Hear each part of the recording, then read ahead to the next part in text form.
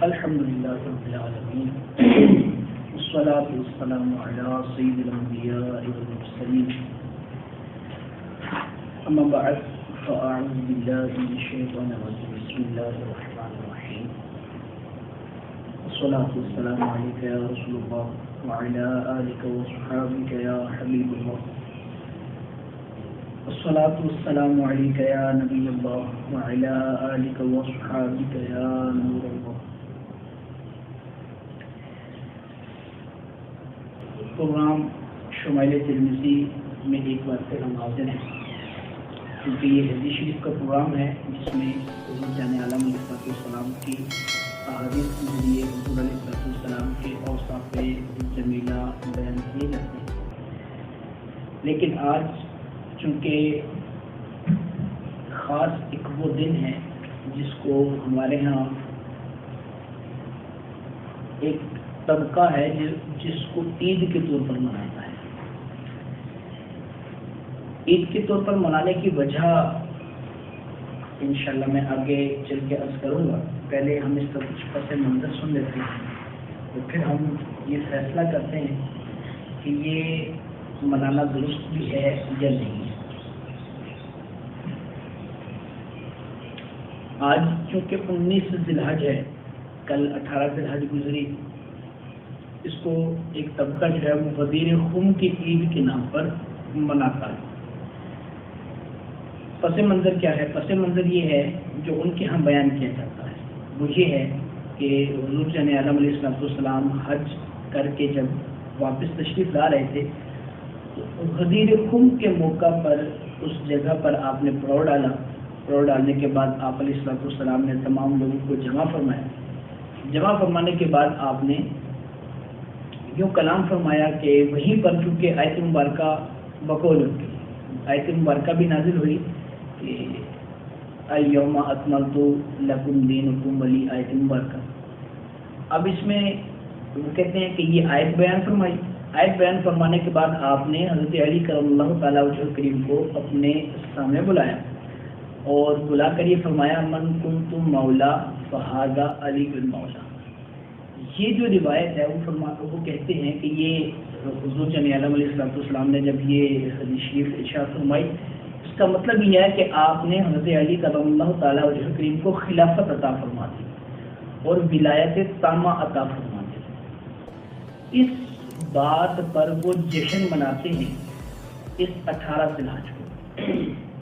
اب دیکھا یہ جائے گا کہ حقائق کے پردے میں یہ بات درست ہے یا نہیں ہے. پہلی بات تو یہ ہے کہ غدیر خم کے نام سے خلافت علی کا جو ذکر کیا جاتا ہے، اب جتنی بھی روایات کو جمع کر دیا جائے، جتنی بھی روایات، ان تمام روایات حالانکہ اگرچہ ان میں سے اکثر موضوع ہیں اور چند ضعیف حدیثیں ہیں. بات سمجھ رہے ہیں؟ جتنی حدیثیں آپ جمع کریں گے نا، ان میں سے اکثریت یا تو وہ موضوع ہیں یا جو چند ایک باقی بچتی ہیں وہ ضعیف حدیث ہیں. تو اب ضعیف حدیث سے تو کوئی بات قائم کی نہیں جا سکتی، اور جو موضوع ہے وہ تو ہے ہی من گڑت. موضوع حدیث کہتے ہیں من گڑت حدیث کو. اب من گڑت حدیث جو ہے وہ تو حدیث ہی نہیں ہے، تو اسے حکم کیسے ثابت ہوگا؟ اب جو ضعیف حدیثیں ہیں ان سے بھی فضیلت کوئی کسی چیز کی ثابت کی جا سکتی ہے، لیکن اس کا یہ مطلب تو نہیں کہ آپ اس کو بڑھا کر اتنا آگے لے جائیں. اچھا، اب دوسری جو بات ہے وہ یہ ہے کہ جو اصل جو روایت ہے وہ کیا ہے؟ صحیح مسلم شریف کی روایت ہے. سیدنا زید اس کے راوی ہیں، کہتے ہیں رسول اللہ صلی اللہ علیہ وسلم نے غدیر خم کے موقع پر خطبہ ارشاد فرمایا جس میں آپ نے اللہ تبارک و تعالیٰ کی پڑاؤ ضرور کیا تھا. غدیر خم کے موقع پر پڑاؤ کیا، پڑاؤ کر کے جو اصل واقعہ ہے جو وہاں پر کیا ہوا تھا وہ سنیے. حمد و ثنا بیان کی گئی، پھر لوگوں کو آپ علیہ السلام نے فرمایا اے لوگوں آگاہ رہو کہ میں بھی تمہاری طرح ایک انسان ہوں. اللہ تبارک و تعالیٰ کے بارے میں آپ نے یوں ارشاد فرمایا حضور جان عالم علیہ السلام نے کہ قریب ہے کہ میرے رب کی طرف سے میرے پاس ایک پیغام آئے اور میں اسے قبول کر لوں. یعنی یہاں پر حضور جان عالم علیہ السلام نے اپنی وفات شریف کا اشارہ فرمایا. پھر فرمایا میں تمہارے درمیان جو ہے وہ دو چیزیں چھوڑ کے جاؤں گا. ایک اللہ کی کتاب ہے. حضرت زید کہتے ہیں کہ اللہ کی کتاب کے بارے میں یہ بیان کرنے کے بعد حضور جان عالم علیہ السلام نے اس قدر توجہ دلائی کہ اللہ کی آیات کو لازم پکڑنے کے بارے میں آپ نے ارشاد فرمایا کہ اس کو لازم پکڑو، اس کو سیکھو، اس کو دوسروں تک پہنچاؤ، اور بہت زیادہ آپ نے قرآن شریف کی طرف آپ نے توجہ دلائی. پھر اس کے بعد دوسری چیز حضور جان عالم علیہ السلام نے ارشاد فرمائی کہ میرے تمہارے درمیان جو اہل بیت ہے میں اس کے بارے میں تمہیں اللہ یاد دلاتا ہوں. اور یہ بات حضور جان عالم علیہ السلام نے 3 بار ارشاد فرمائی. جو اصل حدیث تھی وہ یہ تھی کہ حضور جان عالم علیہ السلام نے اہل بیت کا ذکر فرمایا کہ میں تمہارے درمیان جو ہے وہ اہل بیت چھوڑ کر جا رہا ہوں، اس کے بارے میں تمہیں اللہ یاد دلاتا ہوں. یعنی جس طرح میں نے تمہیں اللہ کی آیات یاد دلائی ہیں اسی طرح ان کے بارے میں بھی میں تمہیں اللہ یاد دلاتا ہوں کہ تم نے ان کا خیال رکھنا ہے، تم نے ان کی باتیں ماننی ہے. مطلب اہل بیت کے بارے میں آپ نے ذکر فرمایا. پھر اس کے بعد چند روایات اور ہیں غدیر قوم کے موقع کی جو صحیح حدیث مانی جاتی ہیں. ان میں ایک حدیث کے اندر یہ الفاظ جو پہلے بیان کیے گئے من کنت مولا فہذا علی المولا، یہ روایت کے الفاظ بھی موجود ہیں. یہ بھی مسلم میں ہیں اور اس کے علاوہ اور کتابوں کے اندر بھی ہیں. اب ان تمام روایات کو اگر جمع کیا جائے، جو صحیح ہیں جو ضعیف ہیں، ان تمام کو جمع کیا جائے تو کہیں بھی حضرت علی کرم اللہ تعالیٰ وجہ کریم کی خلافت ثابت نہیں ہوتی. یہ سب سے پہلے جو خلیفہ کہا جاتا ہے وہاں سے خلافت ثابت نہیں ہوتی. یہ حضرت علی کرم اللہ تعالیٰ وجہ کریم کی خلافت ان الفاظ کے ساتھ من کنت مولا فہذا علی المولا کے ساتھ ثابت کرنا چاہتے ہیں اور کہتے ہیں چونکہ یہ خلافت جو ہے وہ غدیر قوم کے موقع پر آپ کو عطا کی گئی تو اس لیے وہ اس کو عید کا دن مناتے ہیں. اب اس کو اگر ہم نقلی اعتبار سے یعنی جو حضرت ابو بکر صدیق رضی اللہ تعالیٰ عنہ کی خلافت اول جو ہے اس کے بارے میں جو نقلی دلائل ہیں یعنی جو لکھے گئے نقل کیے گئے دلائل ہیں اگر ان کو دیکھا جائے تو وہ بھی خلافت اول انہی کے حق میں بنتی ہے. کیسے؟ جیسے مثال کے طور پہ آپ دیکھیے حضور جان عالم علیہ السلام نے اپنی بیماری کے ایام میں حضرت علی بھی تو موجود تھے، عمر بھی موجود تھے، عثمان بھی موجود تھے، کبار صحابہ حضرت عباس بھی حضور علیہ السلام کے چچا وہ بھی موجود ہیں، آپ ان کو بھی فرما سکتے ہیں. اسی طرح حضرت سلمان فارسی وہ بھی موجود ہیں، آپ ان کو فرما سکتے ہیں. ابو ذر غفاری بزرگ صحابی ہیں وہ بھی موجود ہیں.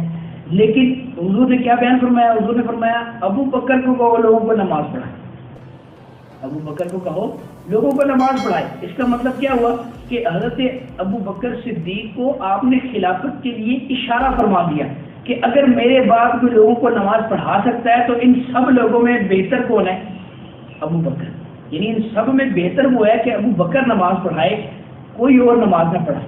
تو یہ سب سے بڑی دلیل ہے حضرت کے خلیفہ ہونے کی کہ آپ نے اپنا قائم مقام، اپنا مصلی اور اپنا ممبر جس کو عطا فرمایا. ظاہر ہے کہ دنیاوی معاملات بھی اسی کے سپرد ہوں گے. دینی معاملات جو اہم ترین فریضہ ہے اگر وہ اس کو سپرد ہو سکتا ہے تو دنیاوی معاملات بھی ظاہر ہے کہ اسی کو ہی سپرد ہوں گے. پھر عقلی اعتبار سے بھی یہ بات جو ہے وہ درست نہیں سمجھی جاتی کیونکہ حضور جان عالم علیہ السلام کے جو الفاظ ہیں وہ ہیں من کنت مولا، یعنی یہ والا مولا اور فہذا علی المولا، دونوں لفظ ایک ہیں، دونوں لفظ مولا ہیں. اب اگر دونوں مولا کو دیکھا جائے تو وہ سیاق و سباق کے اعتبار سے اپنے تمام معاملات کے اعتبار سے دونوں مولا کا مطلب ایک ہی کیا جائے گا. ایسا نہیں ہو سکتا کہ اگر ہم پہلے مولا کا مطلب اور کریں تو دوسرے مولا کا مطلب اور کریں. اگر ہم اس لفظ کا معنی کوئی اور بیان کریں گے تو اس کے لیے ہمیں کوئی دلیل چاہیے ہوگی اور یہاں پر کوئی ایسی دلیل پائی نہیں جاتی. مطلب اگر آپ دیکھیں اگر آپ ایسا کرتے ہیں تو پھر اس کو یوں ماننا پڑے گا. اگر آپ دوسرے مولا سے مراد حضرت علی کے ساتھ جو مولا ہے فہذا علی المولا، اگر اس مولا سے مراد خلافت یا وسیع مراد لیتے ہیں تو پھر اس کا مطلب یہ کیا بنے گا کہ جس کا میں خلیفہ ہوں اس کے علی خلیفہ ہیں، یا جس کا میں وسیع ہوں اس کا علی وسیع ہے. اب مجھے بتائیے کہ حضرت علی تو چلو حضور کے خلیفہ ہو گئے، تو حضور کس کے خلیفہ ہیں؟ حضور علیہ السلام کیا کسی کے وصی تھے؟ حضور کو کس کی وصیت پر آپ تشریف لائے؟ کس کی خلافت پر آپ تشریف لائے؟ حضور جان عالم علیہ السلام نہ خلیفہ ہیں نہ وصی ہیں، تو اب یہ ماننا پڑے گا کہ حضرت علی بھی خلیفہ اور وصی نہیں ہے۔ خلافت ضرور ہے لیکن چوتھی خلافت، یہاں سے جو پہلی خلافت ثابت کی جاتی ہے انکار اس کا ہے۔ پھر اسی طریقے سے جو دوسری حدیث ہے، ایک اور حدیث ہے، اس کے اندر وہ علی کے جو الفاظ ہیں اس سے بھی جو ہے وہ دوستی مراد ہو سکتی ہے۔ حضرت علی کرم اللہ تعالیٰ وجہ کریم کی دوستی، یعنی جس کا میں دوست ہوں اس کے علی دوست ہیں، جس کا میں مددگار ہوں اس کے علی مددگار ہیں۔ یہاں سے یہی معنی مراد ہے۔ مولا کے معنی یہ ہے کہ مولا کا ایک معنی ہوتا ہے غلام، ایک معنی ہوتا ہے دوست، ایک معنی ہوتا ہے مددگار۔ اس کے علاوہ کوئی دوسرے معنی مراد دیں گے تو اس کے لیے ہمیں کوئی سیاق و سباق چاہیے ہوں گے۔ بغیر سیاق و سباق کے مولا کا کوئی اور معنی، جیسے حضرت سفینہ حضور جان عالم علیہ السلام کے ایک خادم خاص تھے، غلام خاص تھے، حضور علیہ السلام کے ساتھ رہا کرتے تھے۔ ایک دفعہ وہ کسی جگہ پر لوگوں سے بچھڑ گئے، جنگل میں پہنچ گئے، وہاں جناب وہ اپنے تمام لوگوں سے جب بچھڑ گئے تو حضور جان عالم علیہ السلام کے یہ پیارے غلام حضرت سفینہ جنگل میں گھومتے گھومتے ان کے سامنے شیر آ گیا۔ اب جب شیر آیا تو اب یہ بھی شیر کی طرح آگے سے کھڑے ہو گئے، اب یہ بھاگے نہیں، ڈرے نہیں، جھجکے نہیں، اور شیر نے جب آپ کو کھانے کے ارادے سے آپ کی طرف جب لگائی تو آپ نے اس کو فرمایا کہ یا ابو الحارث، یہ ابو الحارث شیر کی کنیت بیان کی جاتی ہے۔ آپ نے فرمایا کہ اے ابو الحارث، میں غلام ہوں، میں مولا ہوں کس کا؟ رسول اللہ کا۔ تو یہاں پر مولا رسول اللہ سے مراد یہ لیا جائے گا کہ میں غلام ہوں رسول اللہ کا، کیونکہ حضرت سفینہ تھے ہی حضور علیہ السلام کے غلام۔ ہم سب غلام ہیں لیکن وہ حقیقتاً غلام تھے۔ تو اب حضور جان عالم علیہ السلام کے اس جو پیارے صحابی کی روایت ہے، یہاں پر مولا سے مراد کیا ہے؟ غلام۔ یعنی اب یہاں پر غلام سمجھا جاتا ہے کہ یہ یہاں پر مولا سے مراد جو ہے وہ جو معنی مراد لیا جائے گا وہ غلام کر لیا جائے گا۔ تو وہ مولا کے کتنے معنی ہو گئے؟ یا دوست ہو گیا، یا مددگار ہو گیا، یا غلام ہو گیا۔ اب یہ خلافت والا معنی کہاں سے آ گیا؟ یہ ان سے پوچھا جائے گا بھائی کوئی آپ کے پاس دلیل ہے؟ کوئی دلیل نہیں ہے۔ بغیر دلیل کے ہم مولا کو لفظ مولا کو جو ہے وہ خلافت پر محمول نہیں کر سکتے۔ ہاں حضرت علی کرم اللہ تعالیٰ وجہ کریم کے بہت سارے فضائل ہیں اور ان فضائل کا کوئی انکار نہیں ہے۔ اچھا، اب اگر اس سے خلافت ہی مراد لی جائے، حضرت علی کی اس بات سے خلافت ہی مراد لی جائے یا حضور جان عالم علیہ السلام کا یہ مراد لیا جائے کہ آپ نے وصیت فرما دی تھی، تو اب میں آپ کو اسی طبقے کی ایک کتاب سے ایک ایسی بات بتاتا ہوں کہ جس کا کوئی توڑ نہیں ہے ان کے پاس۔ جس طرح ہمارے ہاں بخاری اور مسلم کو ایک درجہ امتیاز حاصل ہے کہ ہم کہتے ہیں جی بخاری مسلم کے اندر جو بات آتی وہ بہت اتھینٹک قسم کی حدیث مبارکہ ہوتی ہے، ایسے ہی اس طبقے کے پاس ایک کتاب ہے حیات القلوب، جس کو ملا مجلسی نے لکھا، وہ ان کے ہاں بڑی معتبر سمجھی جاتی ہے۔ ملا مجلسی نے اپنی اس کتاب حیات القلوب میں ایک بات نقل کی ہے، وہ یہ کہتا ہے کہ حضرت علی کرم اللہ تعالیٰ وجہ الکریم سے کسی نے پوچھا کہ آپ کو وصیت کی گئی تھی خلافت کی حضور جان عالم علیہ السلام کے بعد کہ آپ خلیفہ بنے؟ حضرت علی نے فرمایا کہ نہیں، ایسا نہیں ہے۔ اگر ایسا ہوتا کہ مجھے وصیت کی جاتی تو میں اپنے حق کے بارے میں تم سب سے لڑ جاتا۔ حضرت علی کا اپنا قول نقل کیا گیا اس حیات القلوب میں، ملا مجلسی نے لکھا کہ حضرت علی فرماتے ہیں کہ مجھے ایسی کوئی وصیت نہیں کی گئی، اگر مجھے ایسی کوئی وصیت کی جاتی تو میں اپنے حق کے لیے سب سے لڑنے کے لیے تیار ہو جاتا۔ اور آپ خود سوچیں کہ حضرت علی جس کو شیر خدا کہا جاتا ہے، حضرت علی شیر خدا ہے۔ اب شیر خدا جو ہے وہ کیا مطلب 3 خلیفوں سے ڈر کر بیٹھا رہا، حضرت صدیق سے، حضرت عمر سے، حضرت عثمان سے ڈر کر بیٹھے رہے کہ نہیں اب تو ان کو خلافت مل گئی، اب میں کیا کر سکتا ہوں، میں اکیلا ہوں۔ نا، ایسا تو پاسبل ہی نہیں ہے کہ شیر خدا ہو اور وہ کسی سے ڈر جائے۔ اگر مطلب پھر تو شیر خدا کیسے ہوئے؟ خدا کا شیر بھی کیا کسی سے ڈر سکتا ہے؟ مطلب یہاں پر یہ دیکھیں کہ ایک طرف سے ہم اگر ان کی خلافت ثابت کر کے دوسری طرف سے ہم ان کو کمزور بیان کرنا چاہتے ہیں کہ وہ بڑے کمزور تھے اور وہ اپنا حق نہ لے سکے، ایسا نہیں ہے، ایسا پاسبل ہی نہیں ہے کہ وہ اپنا حق نہ لے سکتے۔ اور یہ خود ان کے گھر سے یہ بات ملتی ہے ہمیں کہ آپ نے جو ہے وہ اس بات کی طرف اشارہ فرمایا کہ مجھے خلافت کی وصیت نہیں کی گئی تھی، اگر مجھے خلافت کی وصیت کی جاتی تو میں اپنا حق ضرور لیتا۔ اس سے پتہ یہ چلتا ہے کہ آپ کو خلافت کے بارے میں نہیں فرمایا گیا تھا۔ یہاں پر حضور جان عالم علیہ الصلوۃ والسلام کی اس حدیث کا جو مطلب ہے، جو آگے شروع میں حدیث بیان ہوئی، اب اس کا مطلب صرف یہ ہے کہ وہ اہل بیت اطہار کا جو ہے وہ تذکرہ فرمانا چاہ رہے تھے کہ اہل بیت اطہار کے بارے میں جو ہے وہ اللہ سے ڈرنا ہے اور ان کے ساتھ پیار کرنا ہے، اور ہر عاشق جو سنی مسلمان ہے ظاہر ہے کہ وہ اہل بیت کے نام پر مر مٹتا ہے، وہ اہل بیت سے پیار کرتا ہے، محبت کرتا ہے، کوئی بھی اہل بیت کو پیچھے نہیں کرتا، پیچھے کر بھی نہیں سکتے، وہ ہیں ہم سے آگے، ہم سے آگے کیا سب سے آگے ہیں، سب سے اولا ہیں، سب سے افضل ہیں، اور اہل بیت کے نام پر جانیں لٹاتے ہیں، مال لٹاتے ہیں، سر کٹاتے ہیں، سر دیتے ہیں، ظاہر ہے کہ دینے بھی چاہیے، اور ہمارے لیے ہمارے ایمان کا معیار ہی اہل بیت اطہار ہیں، لیکن ایک ایسی فضیلت جو ان کے لیے نہیں ہے اس کو ثابت کرنے سے ایسا نہیں ہو سکتا کہ ہم جو ہے وہ ان کے وہ ہو جائیں۔ اچھا، اب اس میں جو اس کے ایک دوسرا معنی ہے، تصویر کا دوسرا رخ ہے، اگر ہم اس کو دیکھیں تو وہ ایک بہت ہی بھیانک بنتا ہے، کیونکہ 18 ذی الحج کو ہی حضرت عثمان غنی کا یوم وصال ہے۔ اب اس کا مطلب یہ ہے کہ یہ تقیہ کرتے ہوئے یہ جو گروہ ہے، چونکہ ان کے یہاں تقیہ کرنا بھی باعث ثواب سمجھا جاتا ہے، تو یہ گروہ تقیہ کرتے ہوئے حضرت عثمان کی شہادت کی عید مناتے ہیں، کیونکہ اس دن حضرت علی کو خلافت یوں اس معنی میں عطا ہوئی کہ ظاہر ہے کہ حضرت عثمان اس دن شہید ہوئے، اور اسی دن حضرت علی کرم اللہ تعالیٰ وجہ کریم کو خلیفہ بنا دیا گیا، تو وہ اس شہادت عثمان پر عید مناتے ہیں۔ اب دیکھ رہے ہیں، غور کریں، ہم مسلمان غور کریں کہ جس عید غدیر کو ان کے ساتھ لگ کر ہم منانے لگ گئے ہیں، اس کا پس منظر کتنا بھیانک ہے کہ حضرت عثمان کی شہادت کو عید کا دن منانا، یہ کس قدر مطلب ایمان کی کمزوری کی علامت ہے۔ اور ہم نے بھی بغیر سوچے سمجھے آج بدقسمتی کے ساتھ ہمارے ہاں بہت سارے ایسے لوگ پائے جاتے ہیں جو مطلب اب ان کی دیکھا دیکھی بڑے بڑے جشن منانے لگ گئے ہیں جناب، بڑی بڑی مساجد میں اور بڑے بڑے شادی حالوں میں اور بڑے بڑے گراؤنڈوں میں جناب عید غدیر کے نام سے عیدیں منائی جا رہی ہیں۔ ارے بھائی، ارے اے مسلمان، ارے میرے پیارے بھائی، اس بات کی طرف تو توجہ کرو کہ اس کا بیک گراؤنڈ کیا ہے۔ کیا حضرت عثمان کی شہادت حضرت مولا کائنات علی المرتضیٰ شیر خدا کرم اللہ تعالیٰ وجہ کریم کے پیارے شہزادے حضرت امام حسین کے ظلماً شہید ہونے کے واقعات ہم بے شمار سنتے ہیں، بے شمار بیان کرتے ہیں۔ یقیناً وہ ظلماً شہید ہوئے اور ان کی پاک صاحبزادیاں اور ان کی پاک بیویوں کے ساتھ بے شمار ظلم ہوئے، اس ظلم کی کوئی حد نہیں ہے، لیکن آپ یہ بھی دیکھیے کہ 18 ذی الحج کو جب حضرت عثمان کو شہید کیا گیا، وہ عثمان جس نے پانی لے کر مدینے کے لوگوں کو تقسیم کیا، کنویں خرید کر لوگوں کے لیے وقف کیے، وہ عثمان 40 دن پیاسا شہید ہوا۔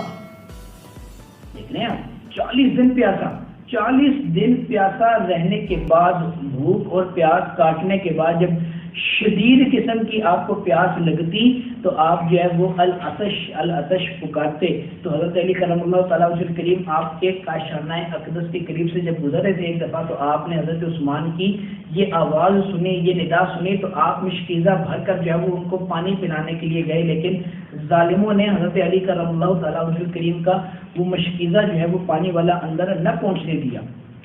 تو حضرت علی کرم اللہ تعالیٰ وجہ کریم نے یہ بات بیان فرمائی کہ چلے اگر پانی نہیں پہنچ سکا، کم از کم کل بروز قیامت اس بارے میں میرا نام تو ہو جائے گا کہ علی حضرت عثمان کو پانی پلانے کے لیے آیا ضرور تھا۔ اللہ اکبر۔ حضرت عثمان کی شہادت بھی بہت زیادہ ظلمن ہے، لیکن کیا وجہ ہے کہ ہمارے یہاں حضرت عثمان کے ظلمن شہید ہونے کا واقعہ بیان نہیں کیا جاتا؟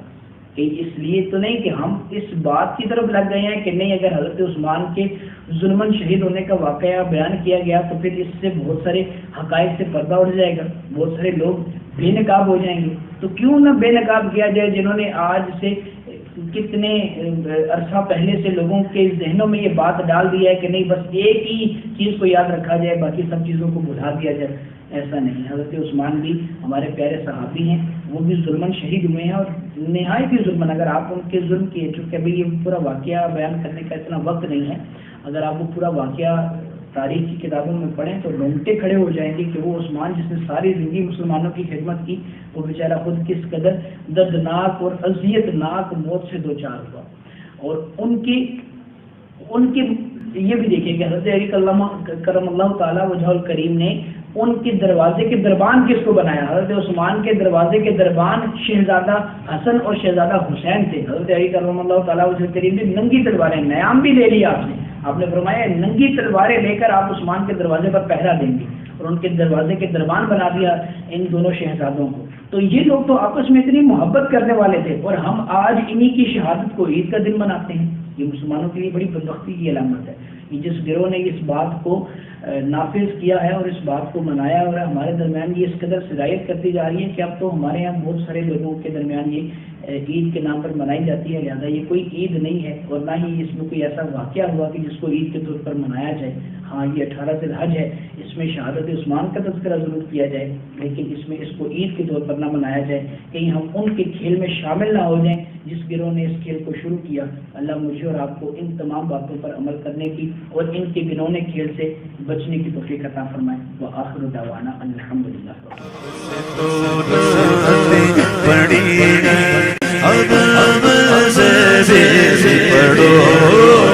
پڑھو